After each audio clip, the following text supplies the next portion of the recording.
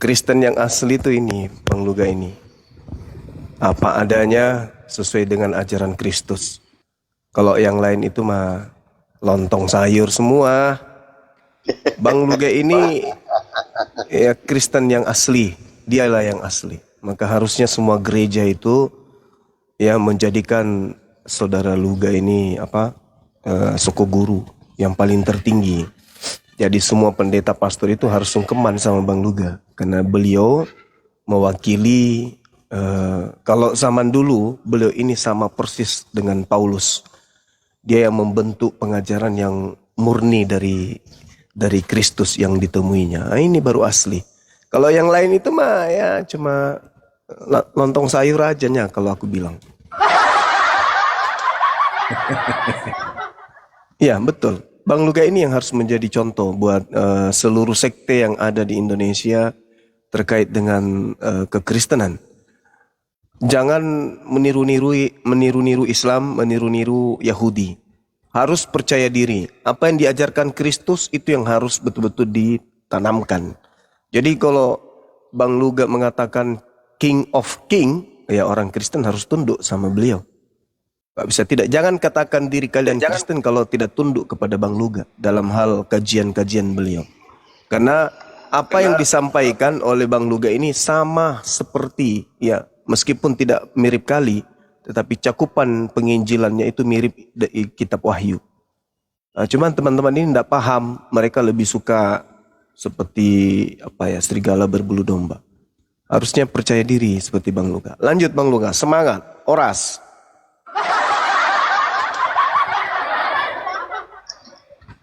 Iya, jadi terima kasih Bang Juma ya. Jadi memang kita ini kan sudah lama berdialog ya. Jadi sudah kita tahu lah bagaimana yang namanya isi-isi Alkitab seperti apa ya kan.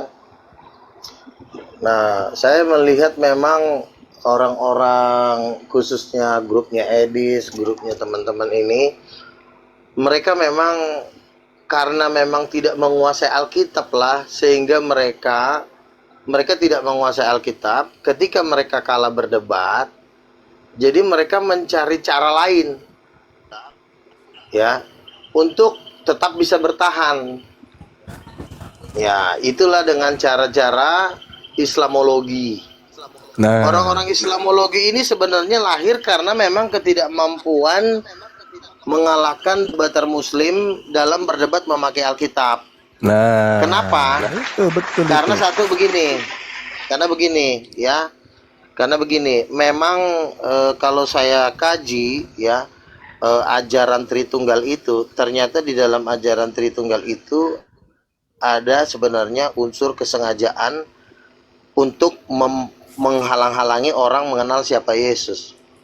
Ya, contoh yang saya bilang tadi kan Allah Bapa, Allah Anak, tapi Roh Kudus ini predikat ibunya dihilangkan, dan ketika menghilangkan predikat Roh Kudus sebagai ibu atau penghilangan gender, ini menurut saya penyesatan tingkat yang tertinggi di alam semesta. Karena belum pernah ada saya lihat penyesatan yang lebih tinggi dari sini. Nah, Yesusnya Tuhan, Bapaknya Tuhan, Roh Kudusnya juga Tuhan, tapi predikat ibunya dihilangkan. Nah, ini yang bahaya nih. Nah, ketika ini dihilangkan, maka ketika orang Kristen berdebat melawan Muslim itu selalu mentok. Karena nanti kan ditanya, oh itu anaknya, siapa mamanya? Nggak ada mamanya. Kalau dibilang mamanya Maria, serba salah. Kok Tuhan kawin sama manusia? Nah, akhirnya kan kejepit. Maju kena, mundur kena. Ini yang bikin siapa? Ini yang bikin Tertullianus. Nah, ketika Tertullianus menguasai gereja di abad ketiga, menyingkirkan satu bapak gereja yang namanya Origen yang mengatakan Roh Kudus Ibu. Origen ini kan disiksa, dianiaya, diusir, dilenyapkan ajarannya, dibakar buku-bukunya. Karena Tertullianus dapat dukungan dari gereja Katolik, maka gereja Katolik berkuasa berapa lama? Oh, bukan cuma 100-200 tahun, hampir 1.800, hampir ribuan tahun, ya kan? Hampir 1.500 tahun lah, kira-kira gitu kan. Tetapi bagi kami Tuhan itu tetap adil. Tuhan akan membangkitkan lagi para utusan-utusannya, nabi-nabinya di akhir zaman, sehingga saya harus memulihkan Kristen yang ada sekarang ya, dengan merubah konsep Tritunggal yang sudah ada, 3 hipostasis satu hakikat menjadi 3 pribadi satu keluarga, yaitu Bapa, Ayah, dan Ibu. Berdasarkan Kejadian 1 ayat 27, Allah itu menjadikan laki-laki dan perempuan. Laki-laki dan perempuan itu keluarga. Jadi tidak perlu kita bilang itu hakikat. Misalnya, ini siapa kamu? Ini ayah saya, ini mama saya. Nggak perlu, ini hakikat saya. Orang jadi bingung nanti. Padahal itu adalah orang tuamu, kok bilang hakikatmu. Jadi nggak perlu. Jadi ini adalah ayah, ini adalah ibu, dan Yesus anaknya. Nah, ketika kita mencapai di titik ini, maka saya rasa tidak ada perdebatan lagi. Oh, udah jelas, mamanya Tuhannya 3, Bapa, Anak, dan Roh Kudus. Ini mah ayahnya, ini mamanya, udah jelas. Nah, jadi tetapi Kristen-Kristen sekarang tidak mau dirubah. Karena itu sudah menjadi kehidupan mereka, itu menjadi mata pencarian mereka. Makanya mereka tetap ngotot di situ. Ya kan, donatur-donaturnya pun tetap nggak mau mendanai kalau tidak pakai konsepnya Edis TV seperti Islamologi. Islamologi itu lahir karena ketidakmampuan Kristen melawan Muslim dalam berdebat dalam berabad-abad. Makanya dibikinlah cara-cara. Sebenarnya perdebatan itu kan, Yesus kan waktu dia menjadikan segala bangsa muridku kan dia simpel aja. Baptislah mereka dalam nama Bapa, Anak, dan Roh Kudus. Itu aja kok diperintahin. Artinya lo kenalin Bapa, lo kenalin Anak, lo kenalin Roh Kudus. Usir setan, selesai. Tetapi karena mereka tidak mampu bermain di Bapa, Anak, dan Roh Kudus dengan sempurna, selalu mentok karena sudah disesatkan oleh Tertullianus. Makanya kan selalu mentok. Bapaknya siapa? Allah Bapa. Mamanya siapa? Maria. Orang pasti ketawa. Kok Tuhan kawin sama Maria? Nggak masuk akal. Mau dibilang mamanya Roh Kudus, Bapak gereja nggak setuju, pendeta nggak setuju. Nah, jadi orang-orang Edis ini adalah sebenarnya orang-orang yang dipenjarakan sendiri oleh gereja. Nah, kalau saya tidak mau, saya berani membuat reformasi di dalam gereja dengan membuat gereja King of King sinode sendiri. Saya nggak mau tunduk di bawah GBI, karena kalau GBI pun nanti ngatur-ngatur saya nggak mau diatur. Ya, saya yang ngatur, karena saya yang dapat ide, saya yang dapat pewahyuan, saya dapat pengajaran. Jadi saya mendirikan kepausan sendiri sekarang. Sekarang saya udah jadi paus. Jadi bukan siapa tuh, bukan Paus Leo aja yang jadi paus. Saya juga akan mendirikan kepausan di Indonesia. Nah, saya udah berusaha menarik banyak orang Kristen untuk bergabung dengan kepausan King of King. Nah, inilah kepausan yang sesungguhnya yang akan memerintah nanti di kerajaan 1000 tahun. Nanti setelah Yesus datang. Jadi, tidak perlu kita memakai jurus-jurus yang membuat orang menjadi debat kusir. Iya kan? Debat kusir, memaksa misalnya, oh Allah itu Muhammad itu rob, ya kan? Kita menjawab itu pun nggak ada gunanya sebenarnya. Jadi pertanyaan-pertanyaan Edi, Sopiatul, dan kawan-kawan itu sebenarnya sangat tidak ada gunanya, dan mereka pun di akhir zaman ini akan terguling. Nggak lama lagi mereka akan terguling seperti itu. Dan yang nanti yang memegang kekuasaan atas kekristenan, ya puji Tuhan, Luga Tambunan, kira-kira seperti itu, dan kawan-kawan. Iya. Jadi sekali lagi saya katakan bahwa kalau dalam kajian perbandingan agama itu kejujuran adalah sesuatu yang sangat dibutuhkan, maka saudara-saudara harus menyadari satu hal. Yang pertama, konsep dalam agama Kristen, manusia itu dicipta serupa dan segambar dengan Tuhan. Kalau manusia serupa dengan gambar Tuhan dalam konsep kekristenan, maka manusia itu kita tidak boleh munafik. Manusia itu memiliki 2 jenis, ada laki, ada perempuan. Jadi kalau manusia itu diserupakan atau Tuhan itu menyerupakan dirinya dengan manusia, maka dalam kitab Kejadian itulah kemudian jelas terurai manusia ini ada laki, ada perempuan. Maka kalau saudara Luga mengatakan bahwasanya dalam hakikat konsep ketuhanan yang diusung oleh saudara Luga itu ada bapa, ada istri, yaitu kena terhadap kejadian itu. Berarti harus penyeimbang. Kalau dia hanya laki-laki tidak adil. Sekali dia berbentuk laki-laki, sekali dia serupa dengan manusia, maka dia pun harus serupa dengan manusia. Itu harus totalitas. Maka kalau Tuhan laki-laki, tentu ya kita bertanya, karena dia diserupakan dengan keadaan itu, maka wajib hukumnya ada juga dari perempuan. Saya melihat di dalam kajian secara literasi ya, misalnya di dalam silsilah Yesus misalnya, Matius 1 nomor 18, kelahiran Yesus itu diceritakan pada waktu Maria, manusia yang dipinjam rahimnya ini, itu bertunangan dengan seorang laki-laki bernama Yusuf. Ternyata beliau itu mengandung dari Roh Kudus. Dan identifikasi mengandung dari Roh Kudus ini itu masih bisa dikaitkan dengan keserupaan antara Tuhan yang diajarkan oleh Kristen yang serupa dengan manusia dengan kesetaraan Maria yang mengandung. Apalagi di situ dikatakan dia mengandung dari Roh Kudus. Artinya bisa jadi ya, kalau saudara Luga ini betul, bisa jadi mengandungnya Maria itu karena dia serupa dengan Roh Kudus, yang juga boleh dikatakan oleh Bang Luga dia juga mengandung, dia adalah ibu Tuhan. Betul. Itu kan? Benar Bang Luga? Betul.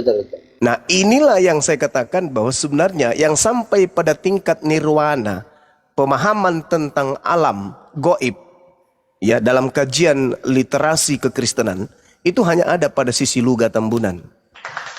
Kalau dia seandainya dia orang Sunda, maka kita panggil dia Raden Luga Tambunan ya, karena beliau saudara kita dari Medan, maka kita panggil beliau ini dengan panggilan Lae atau Ito. Kok Ito?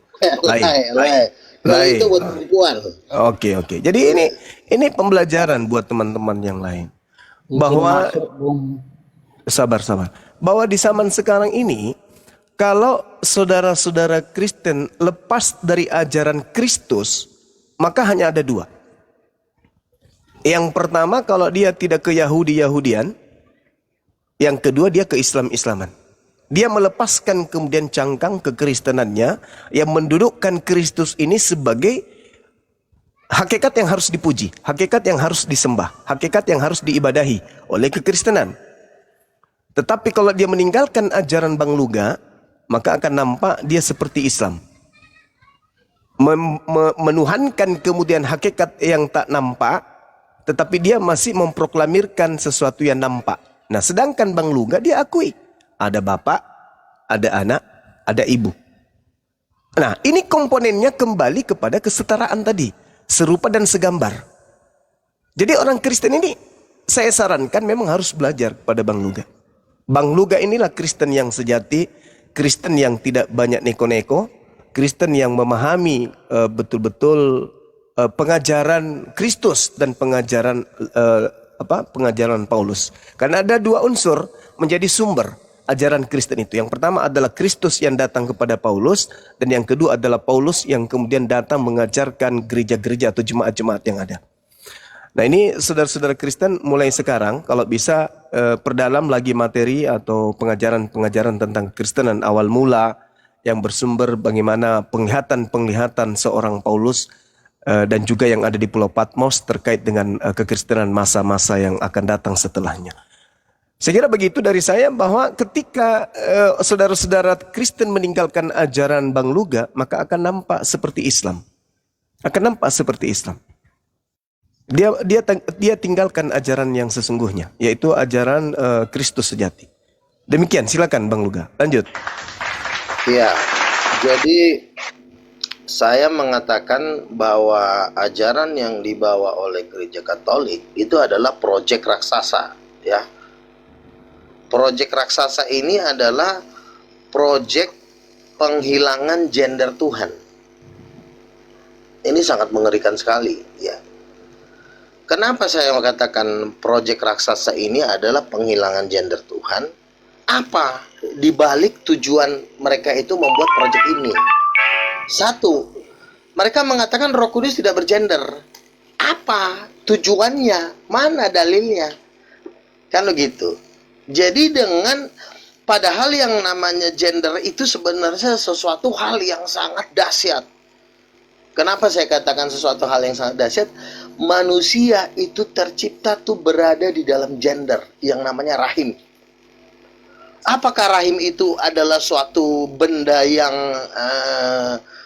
biasa aja? Oh tidak. Kita ini diciptakan di dalam rahim dari bentuk sel telur, sel sperma, berkembang menjadi zigot, berkembang menjadi embrio, itu di dalam rahim.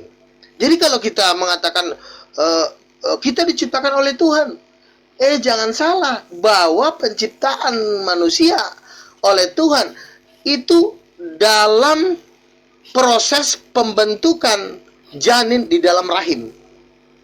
Artinya rahim ini begitu dahsyat.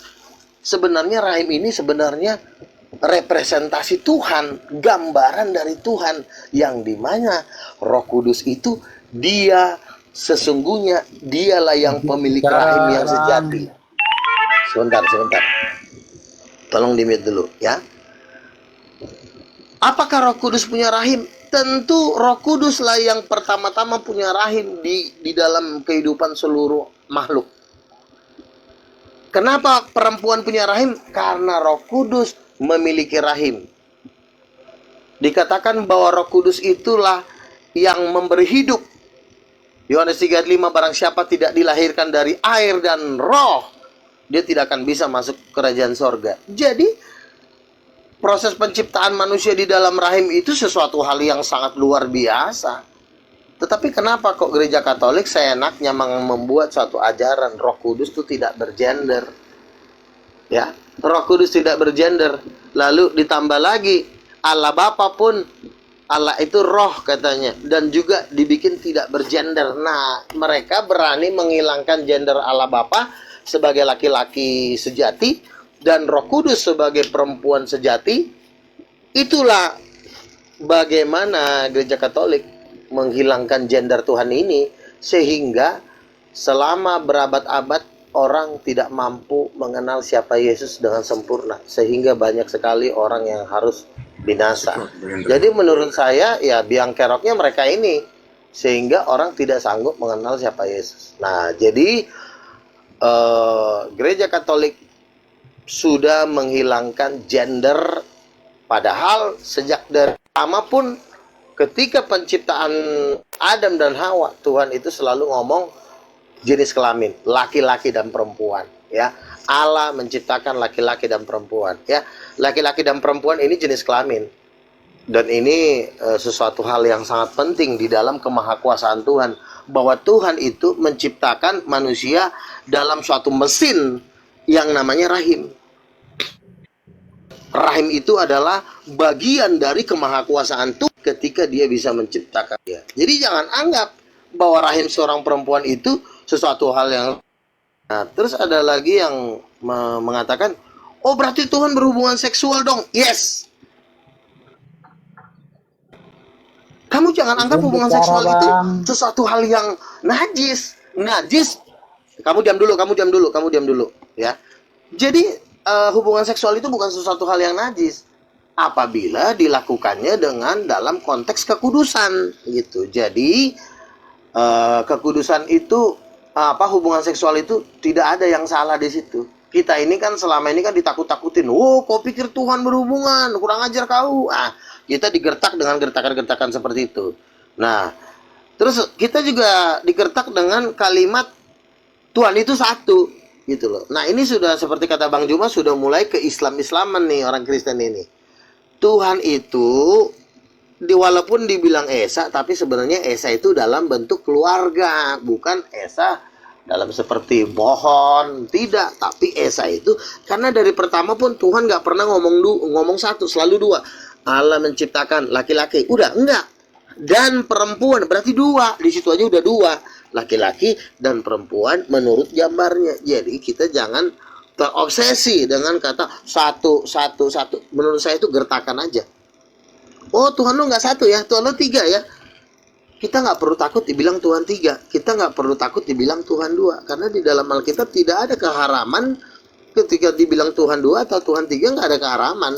Itu adalah gertakan-gertakan gereja untuk menipu orang Kristen, sehingga orang Kristen ini menjadi lemah, sehingga orang Kristen ini tidak bisa lagi produktif ketika mereka menyampaikan iman mereka kepada orang yang beragama lain. Akhirnya kan ribut, berantem, ya, menghina, menghujat, ya kan? Coba lihat itu VT-VT mereka. Selalu penghujat ngumpulnya sama penghujat. Tadi saya lihat VT, ada parodi-parodi debater Kristen, ada Edis, ada Elia Miron, ada RK, ada Mikana, ada, kenapa mereka, ada Agatha, kenapa nggak mereka menaruh saya di video itu? Kenapa harus saya sendiri nggak dilibatkan? Ya karena memang saya itu dianggap mereka itu menjadi musuh utama bagi mereka, gitu. Karena karena orangnya saya, ya memang saya memang saya dipilih Tuhan. Saya kan udah bilang, saya didatangin sama Tuhan Yesus. Coba tanya mereka, ada nggak mereka yang didatangin sama Yesus? Nggak ada. Jadi saya sendiri tidak akan berafiliasi dengan mereka dan tidak mau bekerja sama dengan mereka, karena saya dipilih langsung sama Tuhan dan urusannya sama dunia, bukan urusan sama Edis dan kawan-kawan. Saya rasa seperti itu. Terima kasih. Oke, Bang Luga, jadi itulah cerminan Kristen sejati ya teman-teman sekalian. Murni tidak mengandalkan literasi-literasi dari agama Yahudi atau agama Islam. Itu contoh Kristen yang sesungguhnya. Dan ada satu hal yang perlu saudara pahami di sini ya. Terkait dengan ucapan Yesus di dalam Yohanes 15 nomor 4. Ini hubungannya dengan konsep yang dibawa oleh saudara kita Bang Luga. Yohanes 15 nomor 4 itu diceritakan begini. Yesusnya mengatakan bahwa beliau ini menyuarakan pemanggilan agar pengikutnya itu tinggal di dalam diri Yesus, dan kemudian Yesus juga akan tinggal di dalam diri mereka. Jauh daripada itu, Yesus juga pernah menekankan bahwa Yesus tidak akan pernah meninggalkan saudara Kristen ini sebagai yatim piatu. Nah, kalau kita berbicara mengenai yatim, berbicara mengenai piatu, orang bisa disebut yatim atau piatu kalau kemudian salah satu dari kedua orang tuanya itu telah meninggal dunia. Dunia ini dalam konsep kekristenan pernah ditinggalkan oleh Yesus. Pernah ditinggalkan dunia ini oleh Yesus. Artinya Yesus itu pernah terangkat ke surga katanya. Dan Yesus mengatakan, aku tidak akan meninggalkan kamu yatim piatu. Kenapa demikian? Karena masih ada Roh Kudus menyertai kalian. Kalau masih ada Roh Kudus menyertai kalian, berarti kalian itu tidak yatim piatu. Masih ada kemudian ini, sesuai dengan konsep saudara Luka, masih ada ibumu menyertai kalian. Belum yatim piatu kalian itu. Kecuali Bapak yang sehakikat dengan Yesus itu naik ke surga bersama dengan si Roh Kudus. Berarti orang Kristen sudah yatim piatu. Karena Roh Kudus juga terangkat naik. Tapi faktanya kan tidak. Maka apa yang dinarasikan oleh saudara Luga itu juga tak lepas daripada Yohanes 14:18. Aku tidak akan meninggalkan kamu sebagai yatim piatu. Kenapa? Meskipun aku pergi ke surga, masih ada ibumu menemani kamu, yaitu Roh Kudus. Jadi kalau Bang Luga mengatakan Roh Kudus itu adalah ibu, ya saya rasa ada dalilnya. Ada narasi yang dibangun yang berdasarkan terhadap pondasi kuat. Maka saya katakan dalam konsep kekristenan harusnya kalian itu berkiblat ke Bang Luga. Jangan ke yang lain. Karena Bang Luga itu rasional, masuk akal. Narasi yang dibangun dengan data yang ada itu berkesesuaian. Kalian aneh. Anda mengatakan Yesus itu anak Tuhan. Kemudian dia diutus oleh bapaknya. Tapi ibunya mana? Sedangkan narasi yang dibangun, aku tidak akan membiarkan kalian yatim piatu. Belum lagi ketika kita berbicara mengenai dalil dalam Kejadian 1 nomor 26. Kalau sekali tafsir ya tafsir, sekali ditelan ya telan, jangan setengah-setengah. Baiklah kita menciptakan manusia serupa dan segambar dengan kita. Kita di situ siapa? Yang serupa dengan manusia itu. Manusia serupa dengan apa? Serupa dengan laki-laki dan perempuan. Kita berarti harus laki perempuan. Siapa suruh? Menyerupakan makhluk dengan Tuhan. Maka sekali Kristen, jadilah Kristen yang benar. Jangan tiba-tiba ada Tuhan turun menjadi manusia. Habis itu Tuhan tidak serupa dengan apapun. Dia mengatakan Tuhan itu maha kuasa, tidak bisa menjadi apapun. Tapi ternyata Yesus yang menjadi manusia juga Tuhan. Itu ambigu namanya. Adalah sekali Kristen, mencontohlah kepada saudara Luga Tambunan ini. Beliau adalah Kristen sejati. Ya, sekali dia Kristen sejati, ini yang betul. Ada bapak, ada anak, ada ibu. Itu yang betul. Itu yang benar. Kalau dia mengatakan tak ada bapak, tak ada ibu, berarti harus wajib tak ada bapak juga dong. Harus, wajib itu. Jangan ada bapak, kemudian tak ada ibu. Itu bahaya itu. Adil. Nah, kalau kalian mengatakan ada bapak tapi tidak ada ibu, lantas kemudian Anda mengatakan Yesus itu hanyalah gelarnya saja seperti anak-anak Makassar dan seterusnya, berarti Anda seakan-akan menyerupai Islam, seakan-akan menyerupai Yahudi. Berarti apa bedanya dengan dua agama ini? Sedangkan Kristen itu adalah jalan keselamatan katanya. Maka sebagai jalan keselamatan, Kristen harus punya wajah baru. Kristen harus punya wajah yang berbeda. Kristen punya jalan sendiri yang harus dicontoh oleh orang-orang yang ingin menjadi Kristen. Itu. Bang Lugalas Kristen sejati itu. Ya, teman-teman harus belajar itu. Pelajari baik-baik bahwa Yesus tidak akan meninggalkan Kristen. Pasti iblis. Oh, jangan kayak begitu. Itu dalil, Bung. Anda mengakui Kejadian 1 nomor 26 sebagai firman Tuhan, maka wajib hukumnya Anda telan mentah-mentah. Tidak boleh kayak gitu, nggak boleh. Siapa yang iblis? Beliau mengajarkan sesuai dengan apa yang ada tertuang pesan-pesan Yesus. Sekarang kalau Yesusnya terangkat dan juga Roh Kudusnya terangkat, kalian jadi yatim piatu nggak? Jadi yatim piatu. Supaya Anda tidak yatim piatu, Anda harus punya ayah, Anda harus punya bapak, Anda harus punya ibu. Itu logikanya. Betul. Nah, coba disuapin Bang Lugas, silakan. Jadi begini teman-teman. Enggak, ini Bu Masak ini beda. Dia ada, kalau di surga itu ada banyak Tuhan, banyak pejabat surga. Jadi gitu. siapapun tidak meletakkan Yesus sebagai junjungan dalam menuju surga disebut antikristus. Bukan itu pembahasannya. Kau pun nggak nyambung otak kau dibahas apa malah apa sih. Jadi Kau diam dulu. Luka, dengarkan dulu Luka. Kamu diam dulu, ya. bukan itu pembahasannya. Sebentar ya. Jadi begini, kenapa orang Kristen ini menyerang saya? Tapi ingat ya, tidak 100% orang Kristen tuh menyerang saya. Tetapi orang-orang grupnya ini selalu memframing, selalu menipu. Seluruh Kristen Monaluga, saya sudah keliling gereja karismatik di Jakarta, itu semua mendukung saya. Mau Roh Kudus Ibu, terserah Bang Luga, kita percaya dengan Bang Luga. Jadi sebenarnya yang dilakukan oleh Edis dan kawan-kawan ini framing. Oh, Luga udah ditolak orang Kristen. Tidak. 50% iya. 40% iya. Karena gereja karismatik itu mereka kadang-kadang tidak main media sosial. Saya surveinya di dunia nyata. Itu mereka banyak yang mendukung saya. Gitu. Nah, orang Kristen yang menolak saya ini memang dibandingkan misalnya jumlah orang Kristen kan 2,4 miliar ya. Tentu juga memang yang menolak saya juga pasti miliar, minimal 50-50. Nah kan begitu. Nah kenapa mereka inilah yang disebut yang terdahulu menjadi terkemudian. Nah orang muslim aja ngerti kalau konsep berdasarkan Kejadian 1 ayat 27 laki-laki dan perempuan, berarti Tuhannya laki-laki dan perempuan karena kalau menurut rupa dan gambarnya. Tetapi memang apa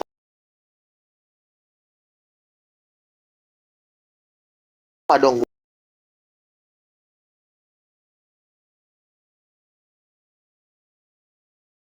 Jadi penyesatan di muka bumi ini memang pasti ada. Ya.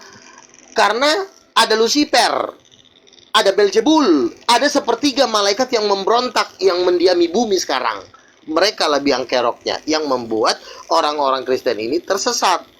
Jadi dalam pengertian Tuhan laki-laki dan perempuan, umat Muslim sudah lebih pintar dibanding orang Kristen, khususnya grupnya Edis dan kawan-kawan. Nah, grupnya Edis dan kawan-kawan ini sebenarnya biarkanlah mereka ini menjadi sampah, karena mereka ini sudah nggak bisa didaur ulang, nggak bisa diapa-apain seperti si Gumasak. Coba, apalagi mau kita omongin dari manusia kayak begini. Tuhan pun udah nggak bisa lagi nginjilin dia, karena Tuhan itu kan tidak bisa memaksa orang. Kita semua manusia punya hak free will, hak berkuasa atas diri sendiri. Jadi makanya itulah yang menggenapi, apabila garam sudah menjadi tawar, buat apa lagi dibuang selain dibuang dan dijak-injak orang. Nah, kita khusus ngomong kepada Kristen-Kristen antikristus, ya, karena nasib yang tersial nanti di alam semesta itu sebenarnya bukan orang Islam.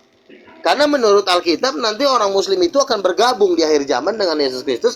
Nah, yang menjadi sampah nanti ini Edis dan kawan-kawan. Makanya teman saya sudah berkali-kali dapat penglihatan mereka ini akan menuju lautan api. Mereka ini akan masuk neraka. Makanya kan mereka kan tidak mau mengajak saya mau foto bareng dengan grup mereka, enggak. Mereka selalu mengatakan inilah debater terhebat Kristen. Dibikinlah musik-musiknya. Pertama Edis, yang kedua Agatha, yang ketiga Sofiatul, yang ketiga Elia Miron. Nah, hanya itu aja yang disebut. Mereka tidak pernah mau mengajak saya kan, padahal saya jauh lebih senior dari mereka. Nah, itulah karena memang udah iblis, ya. Kebencian-kebencian mereka itu tidak akan pernah bisa dipulihkan sampai kedatangan Yesus yang sudah sangat dekat ini. Mereka memang sudah Biarkan menjadi saya bantah sampah di omonganmu neraka. semua. Biar saya bantah omonganmu semua. Kira-kira seperti itu. Silakan kau bantahlah, Ucok. Oke ya, dengarkan. Pertanyaan saya kau jawab. Tolong kau jelaskan jenis kelamin cahaya matahari. Apa lagi ini anak jenis kelamin? Roh atau cahaya adalah tenaga yang keluar Yang dari diri perlu Bapa. itu Roh Kudus namanya itu Roh jenis Kudus. Sekarang gini, Jen- bagaimana kau mendefinisikan roh atau cahaya yang muncul dari diri Bapa atau tenaga Bapa berkelamin? Coba kau jelaskan. Roh Kudus itu ya perempuan. Kenapa Roh jadi Kudus cahaya? adalah cahaya kudus atau tenaga kudus yang digunakan Bapa untuk menjangkau semesta. Kami sudah Luka dulu gue mendapatkan, masak. Walai tema kau. Silakan Bang Luka dulu. kami sudah berkali-kali mendapat penglihatan. Salah satunya adalah pendeta Erastus Sabdono. Dia bermimpi bertemu Roh Kudus, dan Roh Kudus itu adalah wanita yang sangat cantik sampai dia terheran-heran Roh dan Kudus terkagum-kagum. tidak Sebentar. punya tampang. Sebentar, kau diam dulu. Tolong di mute dulu, kurang ajar nih anak satu. Ini Jadi, adalah, sesat. kamu diam dulu. Kamu ini, Tuhan tidak memberikan kau penglihatan karena kau adalah manusia sesat. Jadi pendeta Erastus Sabdono pernah bersaksi sampai dia dipecat dari GBI hanya karena bermimpi bertemu dengan Roh Kudus, sosok wanita yang sangat cantik. Ya, dia melihat Roh Kudus itu begitu cantik dan begitu agung. Itu satu, pendeta Erastus Sabdono. Ada satu lagi pendoa syafaat dari Advent. Ketika dia berdoa di pagi hari, dia mendapatkan penglihatan ada sosok wanita yang berkemilau-kemilau dan sangat cantik. Lalu dia bertanya kepada Tuhan, Tuhan, siapakah wanita yang bercahaya dan berkemilau ini? Lalu Tuhan menjawab, itulah Roh Kudus. Ya, itu kedua. Terus yang ketiga, Ajaran TK. sebentar dulu. Kamu diam dulu ya. Yang ketiga, ada salah satu nabi dari Amerika. Lalu dia mendapatkan penglihatan ketika dia berdoa. Dia melihat roh, ada seorang perempuan cantik dan bersayap. Lalu ditanya, Tuhan, siapakah perempuan cantik dan bersayap itu? Tuhan menjawab, itulah Roh Kudus. Loh, kenapa dia bersayap? Itulah sebagai alasan kenapa semua burung bersayap, semua malaikat bersayap. Itu karena diambil dari gambar Roh Kudus. Karena di antara ketiga Tuhan ini yang memiliki sayap itu cuma Roh Kudus. Allah Bapa tidak memiliki sayap. Anak Yesus juga tidak Gue memiliki masak. Saya sayap. turunkan gue masak kalau nggak ngerti. Dan ada beberapa orang yang mendapatkan penglihatan. Nah, penglihatan ini perlu. Kenapa? Untuk mendukung bahwa memang Roh Kudus itu adalah sosok perempuan.